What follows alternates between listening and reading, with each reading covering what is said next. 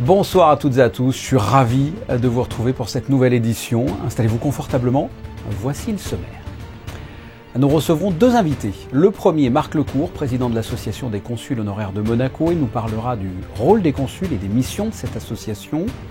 Nous discuterons également avec un expert, Jean-Noël Capferrer, à l'occasion de la 5e édition du Symposium de Monaco sur le luxe. En termes de reportage, la Croix-Rouge s'est réunie à l'auditorium Régnier III autour du souverain et de sa nièce Camille Gottlieb pour la cérémonie de remise des diplômes de secourisme. La haute saison des croisières va reprendre avec une politique de croisière raisonnée, c'est ce que vous découvrirez ce soir. La bière monégasque, la Monte Carlo Beer, évolue avec une nouvelle brasserie et un passage au 100% bio. Et enfin, vous pourrez suivre les répétitions de la pièce de Molière qui sera proposée à la fin du mois au Théâtre des Variétés, Georges Dandin ou Le Mari confondu, interprété par des comédiens du studio de Monaco. Avant de développer ces titres, le prince Albert II était à l'auditorium Régnier III hier au soir pour la remise des diplômes de secourisme de la Croix-Rouge monégasque. À cette occasion, il a fait une annonce. Le souverain venait d'apprendre la naissance d'une petite fille. Et oui, son neveu, Louis Ducruet, est désormais papa. Marie Ducruet vient d'accoucher, ce qui veut dire tout simplement que la princesse Stéphanie est pour la première fois grand-mère. Ce n'est pas tous les jours que l'on annonce de bonnes nouvelles dans un journal, mais là c'est le cas, on en est ravis. Et toute la rédaction se joint à moi pour féliciter les heureux parents. Comme je viens de le dire, la cérémonie de remise des diplômes de secourisme de la Croix-Rouge monégasque a eu lieu mardi soir au cœur de l'auditorium Régnier III, en présence donc du prince Albert II, président de la Croix-Rouge monégasque, et de sa nièce Camille Gottlieb, responsable de la section jeunesse et nouvellement donc Tata.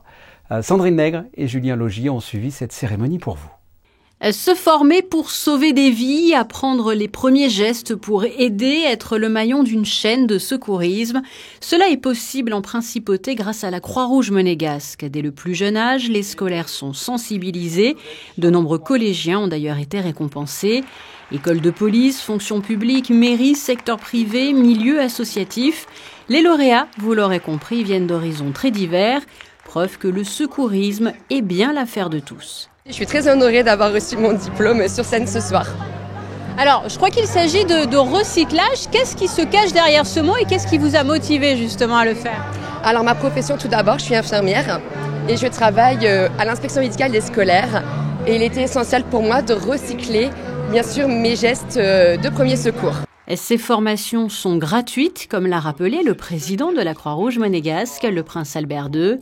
De nombreux secouristes se sont aussi succédés sur scène devant le souverain et Camille Gottlieb, responsable de la section jeunesse, pour récupérer leur diplôme. Il faut dire qu'en 2022, plus de 3000 personnes ont suivi une formation ou une initiation. J'ai des enfants de bas âge, donc on ne se rend pas compte quand on est jeune, tout ça. Et en étant parent, on se rend compte qu'un accident est vite arrivé et apporter des premiers secours à nos enfants, ça peut être très vital. Je leur ai appris les premières choses, déverrouiller le téléphone, appeler le 18, ce qu'on a peu appris en formation, et c'est des choses qui sont importantes. Et si vous aussi, vous souhaitez suivre une formation, surtout n'hésitez pas à vous rapprocher de la section secourisme de la Croix-Rouge monégasque. Et comme ça, vous pourrez peut-être sauver des vies. Les ports de Monaco ont une vocation première d'accueil du yachting. Pour autant, du mois d'avril au mois de novembre, la principauté accueille également des navires de croisière. Le gouvernement a souhaité accompagner la société d'exploitation des ports de Monaco dans ce secteur par une politique de croisière raisonnée. Vanessa Dessy revient sur cette nouvelle saison qui démarre sur des images d'Arnaud Humbert. C'est en fixant une limite maximale dans la taille des navires en escale ou au mouillage, une limite de passagers à bord et dans la durée de la saison que la principauté accueille des bateaux de croisière. En totale cohérence avec son image, sa qualité de vie et son attractivité économique, cette politique met l'accent sur la prévention des risques de pollution dans le respect des conventions maritimes internationales ratifiées par Monaco dans sa globalité. C'est pas de nouveau, on a commencé dès 2018 puisqu'on a pris une ordonnance et là la principauté était en avance pour interdire l'usage du fioul lourd par les navires et l'utilisation d'un gasoil désulfurisé pour avoir des émissions moindres et donc un impact moindre sur la santé humaine. Et depuis l'après-Covid, on a intensifié les contrôles, c'est-à-dire que la direction des affaires maritimes et la direction de l'environnement font des contrôles de pollution atmosphérique. On a fait 50% des navires l'an dernier et on souhaite s'approcher des 100% cette année. On fait un contrôle documentaire mais aussi plusieurs fois par été, avec la direction de l'environnement, nous monterons à bord, nous ferons des prélèvements du carburant utilisé de façon à vérifier qu'il est conforme à la réglementation nationale et à la réglementation internationale. Depuis 2003, le port Hercule développe une nouvelle activité commerciale avec l'accostage des paquebots de croisière. Suite à l'interruption due à la crise sanitaire en 2020, le gouvernement princier a donné son accord afin d'accueillir uniquement des navires de catégorie luxe et premium jusqu'à 250 mètres avec une capacité de 1250 passagers maximum. De cette façon, la principauté s'accorde au concert des nations sur la nécessité et la pertinence de définir des limites d'émissions polluantes du transport maritime. Par rapport à toutes les actions aussi du gouvernement et de la principauté, on réduit le nombre de bateaux. Et finalement, c'est quasiment un tiers de réduction. Et donc, avec ça, un tiers de réduction, d'émissions réduites aussi. Donc, c'est tout ça, cette activité aussi qui est attendue par tous les commerçants de la ville, qui est importante. Et donc, on est content de les accueillir. Et puis, la semaine dernière, on était à Miami, en Floride, au nord, à Fort Lauderdale, en fait, précisément, pour le salon mondial des croisières, où il était important que Monaco soit représenté avec les agents maritimes qui discutent avec les compagnies, programment les futures arrivées et escales en principauté. La principauté s'est également dotée en 2021 d'un plan de réception et de traitement des déchets d'exploitation des navires qui s'intègre parfaitement dans la politique nationale des déchets. La CHM a tenu sa réunion plénière mardi soir. La CHM qui veut dire Association des consuls honoraires de Monaco. Qu'est-ce que cette association? Quelles sont ses missions? Quel est le rôle concrètement d'un consul? Pour répondre à toutes ces questions, nous sommes avec le président de cette association, Marc Lecourt. Bonsoir. Bonsoir. Alors déjà pour débuter, qu'est-ce que la CHM et quels sont ses objectifs? La CHM, c'est d'abord une organisation. Vous avez à sa tête, bien évidemment, un président, mais un bureau, un conseil d'administration et un permanent. Toute cette équipe a pour but de faciliter l'activité du consul honoraire en principauté de Monaco. Alors cette activité, elle est diverse et variée. Ça peut être un voyage officiel d'un dirigeant d'un pays que nous représentons à Monaco, mais ça peut être aussi la visite du prince souverain dans un pays et l'aide que peut apporter le consul et l'aide que nous allons apporter au consul dans son travail. Mais ça peut être aussi des tâches telles que la perte de papier d'identité, la perte de passeport, etc., etc. Mais vous avez aussi on a eu la période du Covid où on a travaillé main dans la main avec les services de Madame Caruso Ravera des relations extérieures afin de rapatrier des résidents en principauté de Monaco. Alors dans toutes ces missions, si vous voulez, la CHM est là pour assister le consul honoraire. Vous venez d'organiser votre réunion plénière. Quel en était l'objectif? À quoi sert cette réunion? L'idée était de réunir dans une même salle membres du gouvernement, membres du corps consulaire, afin qu'ils puissent discuter de sujets d'actualité. Et quels ont été les thèmes abordés? Je crois qu'il y a eu 3 thèmes principaux. Les thèmes abordés ont été tout d'abord un exposé de Madame le ministre Céline Caron concernant l'urbanisation d'une manière générale en principauté de Monaco. Et ensuite, Séverine Froidefond, elle aussi, est rentrée un peu plus dans les détails en nous expliquant la complexité de la totalité de ces grands travaux. Ensuite, nous avons eu un exposé de Monsieur Frédéric Ginta concernant l'attractivité. Les premières rencontres que j'ai eues avec Monsieur Pierre Dartout, lorsqu'il a été nommé ministre d'État, il était très important pour lui que le corps consulaire continue à mettre sa pierre à l'édifice. Enfin, nous avons eu un exposé de Monsieur Guillaume Rose, directeur général du MEB, concernant les statistiques et les divers résultats de l'économie monégasque. En quoi, dans la mission des consuls, ces présentations peuvent avoir une importance? Je dirais que c'est une opération gagnant-gagnant. Gagnant pour le gouvernement parce qu'à travers les consuls, il peut faire passer un certain nombre de messages aux résidents que nous représentons. Et en même temps, il permet aux membres du corps consulaire de faire remonter, là aussi, des informations qui émanent de nos résidents. Et je voudrais que l'on revienne sur l'ACHM, l'Association des consuls honoraires de Monaco, en quelques chiffres. Cela représente quoi? Combien de consuls? Combien de pays? Alors, nous avons en principauté 84 consuls honoraires. 83 sont membres de la CHM. Ils sont tous résidents en principauté, tous accrédités en principauté. Marc Lecourt, je le rappelle, vous êtes le président de l'Association des consuls honoraires de Monaco et consul général honoraire de Slovénie.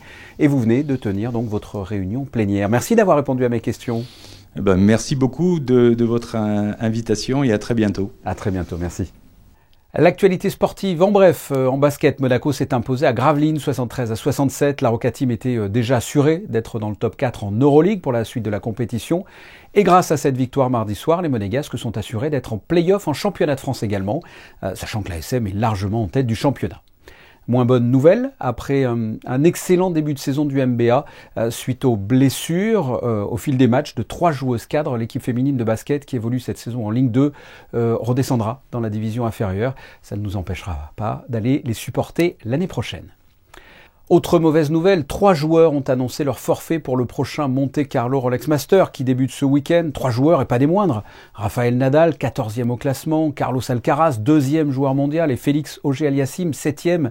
Ces 3 joueurs ne sont pas au meilleur de leur forme et ne pourront pas participer à ce Master 1000. Qu'à cela ne tienne, on pourra toujours compter sur la présence du reste du top 20 avec en tête du classement Novak Djokovic par exemple. Et ça me permet de vous donner un rendez-vous. Ce vendredi, 17h, nous serons en direct sur Monaco Info pour vivre ensemble le tirage au sort de ce mythique tournoi de tennis qui en est à sa 116e édition. Je le répète, le tirage au sort vendredi, 17h. Sans aucun rapport, le Monaco Symposium Luxury. Il s'agit d'un événement international organisé pour la 5e fois par l'Institut international de Monaco, en partenariat avec le groupe OMS Éducation. Ce symposium se déroule du 4 au 6 avril au Novotel et à l'IUM. Ce sont des conférences et des tables rondes autour de l'univers du luxe. Et pour nous développer tout cela, nous sommes avec un expert dans son domaine, professeur à HEC et spécialiste des marques de luxe, Jean-Noël Capferrer. Bonsoir. Bonsoir. Parlez-moi de ce symposium. Quel en est l'objectif et l'intérêt selon vous? L'objectif de ce symposium qui est dans sa 5e édition et qui est géré par l'IUM, Grande Université Internationale de Monaco, c'est d'amener les chercheurs du monde entier à se réunir pour étudier les avancées du luxe dans tous les domaines. Et qu'est-ce qu'il se dit? Quelles sont les thématiques ou les centres d'intérêt lors de ces réunions, ces tables rondes?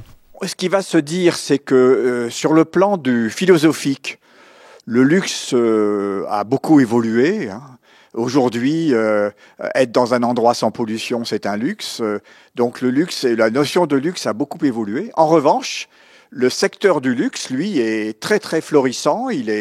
Monaco en est un exemple d'ailleurs. Donc on va distinguer des réflexions assez philosophiques sur qu'est-ce que c'est qu'un luxe, qu'est-ce que c'est que le luxe, et d'autres réflexions, c'est comment se porte le secteur, par exemple dans le domaine des super-yachts, dans le domaine des supercars, dans le domaine de l'immobilier, dans le domaine de l'art. Et là, cette santé du secteur, c'est un autre centre d'intérêt des chercheurs. Et d'une façon générale, qu'est-ce que le luxe aujourd'hui? Quelle est la définition du luxe? Alors le luxe, c'est la facette visible de la richesse. Donc il y a des gens qui ne sont pas riches, mais qui veulent avoir l'air riches, donc ils achètent des éléments de la facette visible de la richesse. Les ultra-riches, eux, n'ont pas besoin de cette facette visible. En vrai, les ultra-riches n'achètent pas les marques dont tout le monde parle, mais en revanche, ils ont des Van Gogh et ils ont des Manet et ils habitent dans des endroits exceptionnels dans le monde. Mais le secteur du luxe se définit par le fait que de plus en plus de gens dans le monde, et pas forcément des ultra-riches, ont envie d'avoir un morceau de cette vie rêvée des riches. Et ces morceaux-là, ce sont les produits et les services et les expériences qui sont sous des marques connues. Alors vous avez dit que l'univers du luxe a évolué. Comment cet univers a évolué selon vous? Il évolue parce qu'il est soumis aux mêmes règles que tous les univers économiques.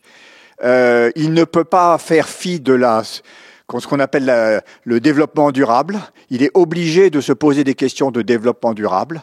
Donc, par exemple, les jets privés vont se poser à un moment donné le problème de comment compenser leurs émissions de CO2 pour les rendre acceptables sur le plan de la soutenabilité et du développement durable. Parce que même les personnes aisées, comment dirais-je, sont sensibles à ce qui se dit et elles sont sensibles à l'impact de leur propre comportement sur le monde.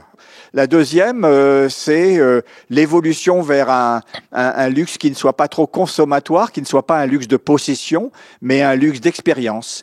Parce que le luxe de possession, il conduit à produire toujours plus. Et on produit toujours plus et on consomme pas forcément. C'est-à-dire qu'on achète de plus en plus de vêtements qu'on met de moins en moins souvent.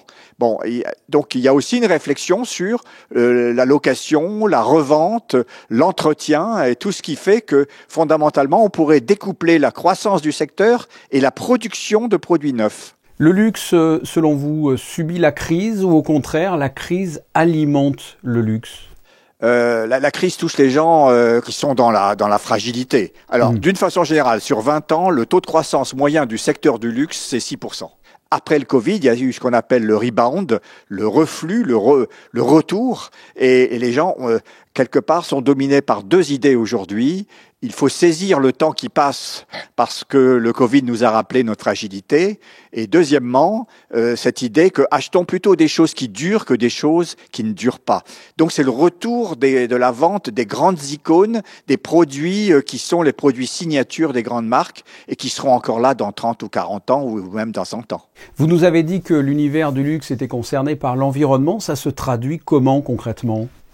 Ça se traduit par le fait qu'il n'y a pas une marque aujourd'hui qui n'ait pas enclenché un début de programme de modification de sa chaîne de valeur depuis, si je prends par exemple le textile, depuis la production du coton, l'eau qui va servir au coton, le type de travail, les usines ou les ateliers qui vont être faits, les tanneries avec ou sans plomb, etc. Il y a une réflexion pour reprendre ce qui était notre force avant, c'est-à-dire l'héritage de la production, les techniques et les métiers hérités du passé.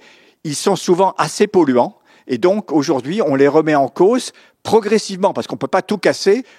Certaines marques ont commencé à avoir des produits véganes, c'est-à-dire du cuir vegan, ou du cuir à base de champignons, ou du cuir à base de pamplemousse. Ça ne veut pas dire que 100% de leur offre est ainsi, mais ça veut dire qu'elles ont déjà une offre qui montre qu'elles se soucient des clients qui veulent être en avance sur leur temps. Je le rappelle, ce 5e symposium de Monaco sur le luxe est organisé par l'Université internationale de Monaco et se déroule du 4 au 6 avril. Jean-Noël Capferrer, merci. Merci beaucoup. Et puisque l'on parle de luxe, la marque Monaco fait rêver et fait vendre, comme par exemple la Monte Carlo Beer. Et depuis 2019, ces bières locales et artisanales ne cessent d'évoluer. Nouvelle brasserie, passage au 100% bio et nouveau design. Anaïs Riu vous présente les toutes dernières actualités de la marque monégasque. C'est la grande nouveauté pour la Monte Carlo Beer. Cette année, la bière monégasque présente dans la majorité des établissements de la Principauté est certifiée 100% bio. Une étape de plus franchie par la marque artisanale qui travaillait déjà avec des ingrédients issus d'une agriculture raisonnée, mais le défi était de taille, garder quasiment la même recette et les mêmes saveurs avec de nouveaux produits. On a aidé MC Beer à se lancer dans le bio et tout le challenge a été évidemment de transformer leurs recettes qui avaient des caractéristiques spécifiques et l'adapter avec nos grains, nos houblons, notre processus de brassage. On a mis 2-3 mois, on a fait quelques tests, certains ont échoué, d'autres ont réussi. À partir de là, on a vraiment pu arrêter des recettes, parce qu'ils en ont plusieurs. Et du coup, maintenant, on produit à plein temps ces recettes-ci. Cette certification n'est pas la seule nouveauté pour la MCB. Dans une démarche de constante évolution, les fondateurs se sont également penchés sur les packagings du produit en proposant un nouveau design pour la grande distribution. On a commencé l'activité en 2019 avant le Covid. Donc avec l'arrivée du Covid et donc le changement de consommation, on s'est un peu plus penché sur la partie grande distribution.